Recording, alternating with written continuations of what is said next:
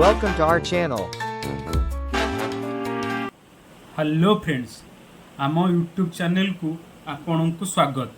आज आम YouTube channel रे डिस्कशन करवा रिगार्डिंग म्यूचुअल फंड रे आमे कहीं निवेश करवा उचित, म्यूचुअल फंड कौन, म्यूचुअल फंड रे थिबा रिस्क कौन अच्छी, म्यूचुअल फंड केते कैटेगरी रो, म्यूचुअल फंड रे निवेश कले आमको केते रिटर्न मिलिबो, ए सब विषय रे bit two bit point two point आम आज डिस्कशन करवा सो दैट आपणकर जहाँ भी डाउट्स अच्छी जहाँ भी क्वेरीज अच्छी आशा करुच्ची ये वीडियो रे आमे ताकू पूरण करि परिउ। ठीक अच्छे चलतु आम डिस्कसन करवा म्यूचुअल फंड कौन। एबे चलतु डिस्कसन करवा म्यूचुअल फंड कौन। म्यूचुअल फंड होउची इन्वेस्टमेंट करिवार गोटे वे जो कि अनेक इन्वेस्टर बा निवेशक मान टंका संग्रह करी सही टंका को विभिन्न शेयर बॉन्ड एवं बैंक डिपोजिट आदि रे निवेश करा जाए। एहाकू एक प्रोफेशनल फंड मैनेजर परिचालना करिथांती। जहाँ भी सही इन्वेस्टमेंट रु जहाँ भी इनकम होता है ताकू फंड मैनेजर बा सही company mutual fund company investor मान द्वारा माने प्रोपोर्शनल जो हिसाब रे कलेक्शन हेइथिबो टंका से हिसाब रे से ता इन्वेस्टर मान मध्य डिस्ट्रीब्यूट कर दिए। से डिस्ट्रीब्यूट करने पूर्वर से किसी टैक्सेस लेवीज जहाँ भी कैलकुलेशन होता है से किसी काटिकिना भी रखी थाए। आम भारत में म्यूचुअल फंड सेबी द्वारा रेगुलेटेड होता है। से म्यूचुअल फंड माने म्यूचुअल फंड इंडिया रे in the form of trust under Indian act 1982 द्वारा रेगुलेटेड होता है। जितेबले गोटे इन्वेस्टर इन्वेस्ट करता है म्यूचुअल फंड कंपनी से इन्वेस्टर ठारू किसी एक्सपेंसेस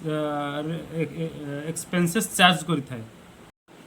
एबे आसंतु जानिबा आमे म्यूचुअल फंड रे कहीं इन्वेस्टमेंट करिबा।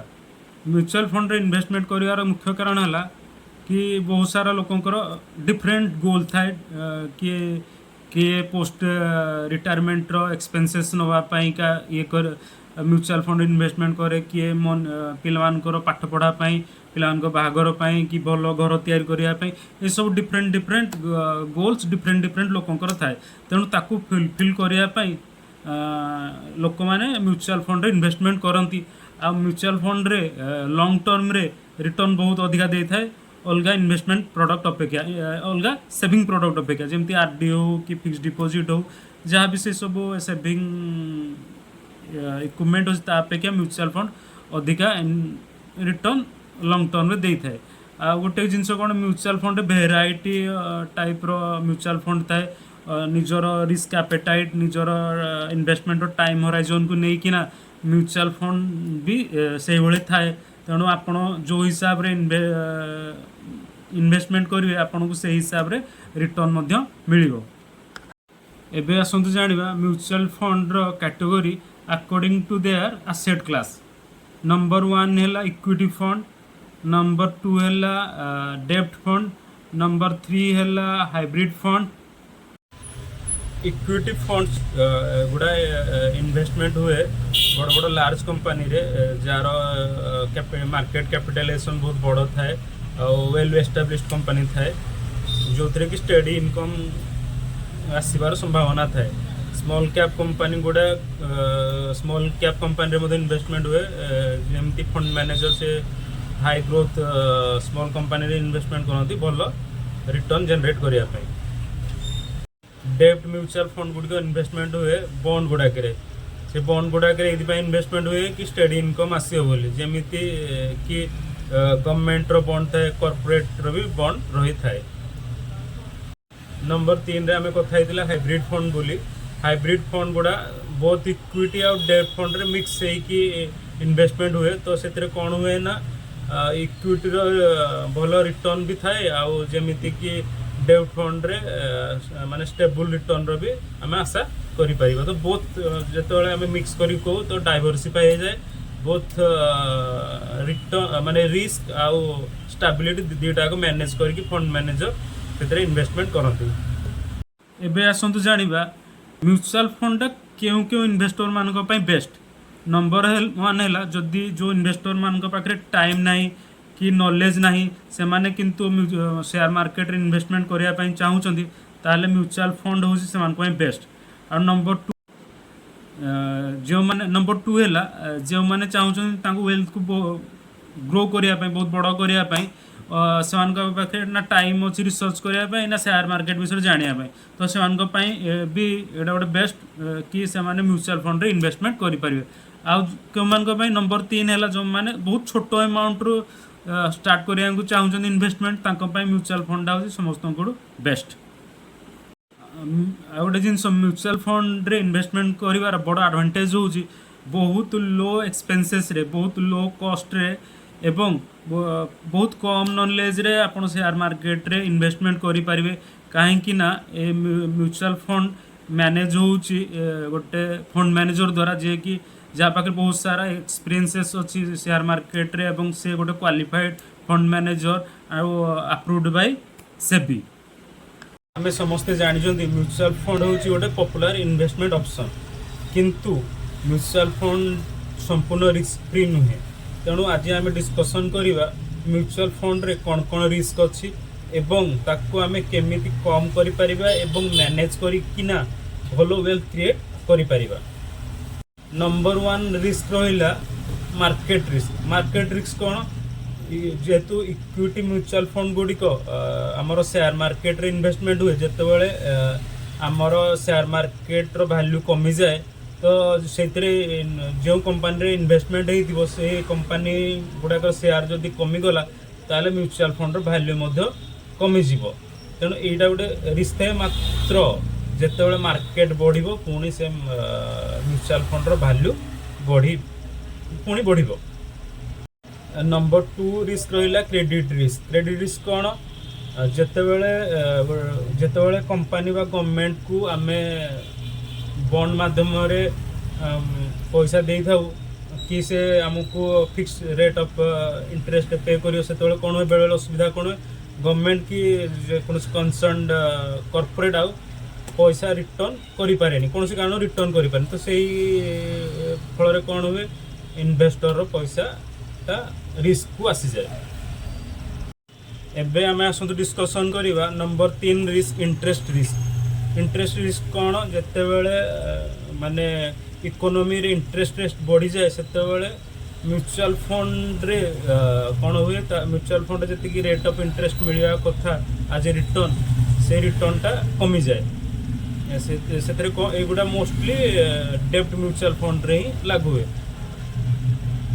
डेब्ट म्यूचुअल फंड गुड़ा मोस्टली गवर्नमेंट कंपनी किंबा कॉर्पोरेट कंपनी रे इन्वेस्टमेंट होता है जिते बड़े इकोनॉमी रे इंटरेस्ट रेट बढ़े से म्यूचुअल फंड रे इंटरेस्ट रेट कमी जाए फल एनएवी रो वैल्यू कमी जाए तो म्यूचुअल फंड रिटर्न कमी जाए। रिस्क नंबर 4 है लिक्विडिटी रिस्क। लिक्विडिटी रिस्क कौन जिते बड़े फंड मैनेजर को से म्यूचुअल फंड को सेल करने ठीक ठाक सेलर मिल ना तो से टाइम रे कौन हुए आपण को पैसा रिटर्न कला को म्यूचुअल फंड कंपनी को असुविधा होता है तो से भाया लिक्विडिटी रिस्क म्यूचुअल फंड रे थाए। रिस्क नंबर 5 है इन्फ्लेशन रिस्क। इन्फ्लेशन रिस्क कौन जिते बड़े आपणकर म्यूचुअल फंड रिटर्न आपणकर इन्फ्लेशन को बीट करि पार न थाए माने इन्फ्लेशन रेट ऑफ इंटरेस्ट अधिका थाए एवं आपणकर rate of return mutual fund कम थाए से केस रे ही आपणकर इन्फ्लेशन रिस्क थाए। एबे आसंतु जानिबा जहाँ भी रिस्क एसोसिएट अच्छे म्यूचुअल फंड सांगरे ताकू केमदी आपण मैनेज करिवे और रिस्क ता कम करि परिबे ता विषय कथा हवा। नंबर 1 है डाइवर्सिफिकेशन माने कौन आपण सब फंड रे किछि मात्रा रे पैसा इन्वेस्टमेंट करंतु गोटे जेमिति कि आपण इक्विटी फंड रे किछि इन्वेस्टमेंट करिवे किछिटा हाइब्रिड फंड रे करिवे किछिटा आपण डेब्ट म्यूचुअल फंड रे इन्वेस्टमेंट करे तो कौन हम आपनकर रिस्क कमी जीवो। नंबर 2 है आपण एसआईपी रे इन्वेस्टमेंट करंतु कौन हम मासिक किछि किछि छोट छोट अमाउंट रे लॉन्ग टर्म रे आपण जदि इन्वेस्टमेंट करिवे ताले ड्यू टू कॉस्ट एवरेजिंग आपणकर म्यूचुअल फंड रो रिटर्न बढ़िबो एवं आपणकर रिस्क कमी जाई पारिबो।